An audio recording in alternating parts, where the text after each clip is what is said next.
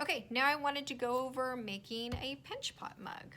Okay, so pinch pot mugs tend to be a little bit chunkier, so you might need a bigger handle. I had a nice big grapefruit piece of clay. I wedged it and I went ahead and I did one side. This still needs a little bit of work, but at least it's in the basic shape. So this is what I started with. And again, I cut one big piece of clay into two. Okay, so I'm just gonna pat it into a little bit more of a ball shape. Remember, you're gonna stick your thumb all the way in until you can kind of feel it on the other side here. You want about a 1/2 inch right there. And I'm gonna start with these two fingers right here, and I'm gonna start pinching. Try to use the same amount of pressure all the way around.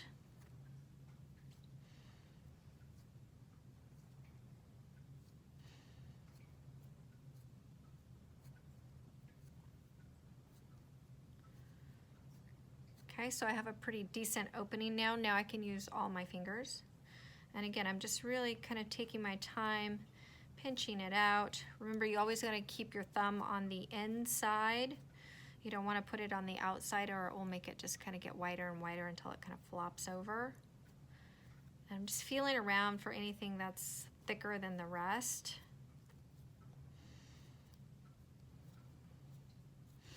At some point you want to get in and you want to kind of feel the bottom, which is going to be a little bit harder to do because this is much bigger than the little ocarinas that we did. But I can kind of put my hand on this side and I can swish my thumb around, kind of feel where it's a little bit thick.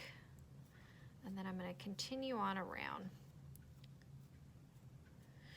And I measured this one, and this one was about 3 inches tall, so this is probably about the same. So if I put the two together, that should give me something that's about 6 inches tall, which is bigger than what I want, but that gives me some room to kind of shape it and turn it into my little baby Yoda that I was thinking I would do. Okay, so I'm just gonna working on the edge a little bit now. Remember, you do want to keep the edge a little bit thick, just because I'm going to be putting two of these pinch pots together. Now you could take a pinch pot like this and add coils to it. I've just found that making two pinch pots just is a little faster.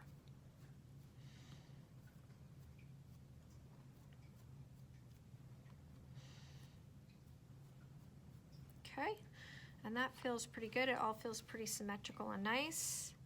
And they fit on top of each other. And if I measure it, I gotta turn that around.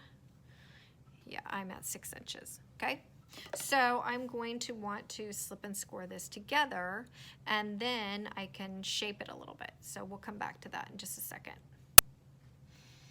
Okay, so I have scored my two pieces and I've added some gooey slip. So now I'm gonna put these two pieces together. And there is one thing you can do if your clay is really wet and you're scared it's gonna collapse, it's feeling kind of fragile. You could put some paper towels in here, because remember, we're gonna open it at some point anyways, because we're making it into a mug. So you'll be able to get those paper towels out later. So that's something you can do.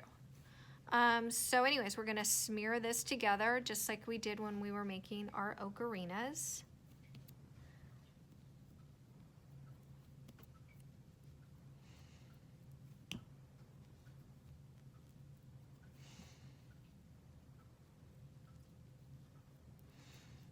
Okay, I'm gonna roll it on the table just a little bit, just to kind of even it out. Use your rib tool to get it even a little bit better.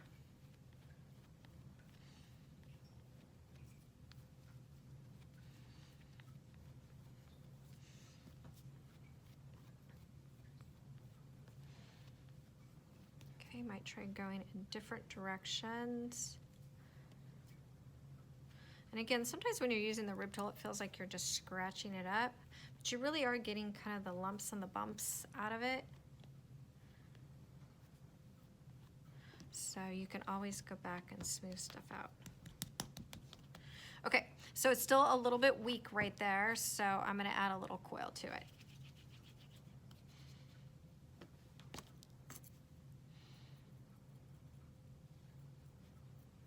Remember, you don't necessarily need a giant coil. You can do this in pieces. That's what I like to do. I also like to flatten it out just a little bit so it doesn't leave a big lump.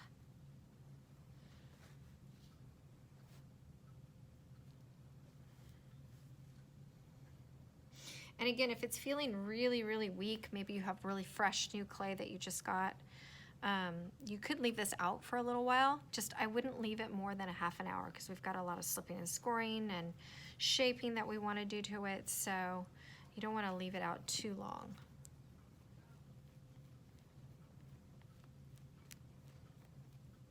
Okay, I'm going to spend some time cleaning this up, making it all nice and pretty, and I'll show it to you in a few minutes. Okay, so I've spent a little bit of time getting it all nice and smooth and my coil on there. I didn't spend a ton of time on the top. You'll notice it's still a little bit messy, but we're going to be cutting that off, so we don't really have to worry about that. So when you cut open your top, oh, and the other thing I did is I measured to make sure that I was still at 5 inches, and I am. The next thing you want to do is cut the top off. So if you can kind of think back to Halloween, maybe you did a pumpkin. When you cut the pumpkin, you kind of cut it at an angle so that the lid doesn't fall through. Also, when you're coring an apple, you do this. So I'm just going to kind of gently spin it.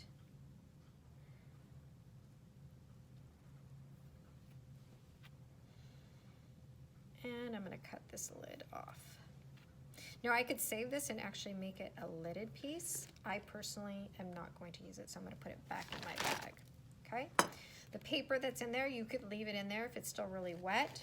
I'm going to pull mine out because I want to take a look at the inside of my mug, and it is not pretty in there. So first thing I'm going to do is I'm going to cut a little bit off of the edge. Again, just making it a little bit thinner. And then I can really get inside there and see what the inside of my mug looks like. Like especially where I put the two pinch pots together, generally it looks really kind of yucky. So I need to spend a little bit of time smoothing that out. Okay, so I'm gonna hold it up and see if you can kind of see where I put the two pieces together, kind of right in there. You can see where the two went together. So I'm gonna get my fingers in there. If for some reason you couldn't get your hands in there, you might be able to use the back of your spoon and smooth it out that way.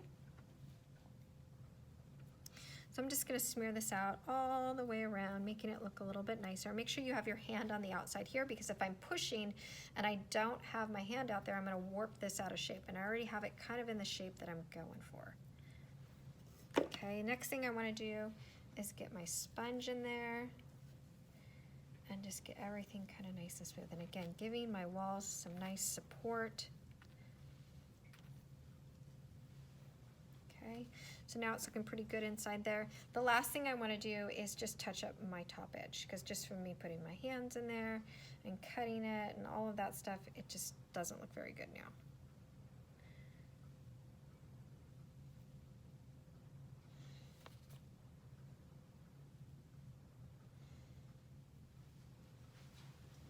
Okay, so this is looking pretty good here. So I'll be putting Yoda's face kind of in here. Kind of trace that out a little bit. And then he'll have his little nose and his little mouth. So you kind of get the idea of what I'm going to go for. Okay. All right, so we'll continue on with this later.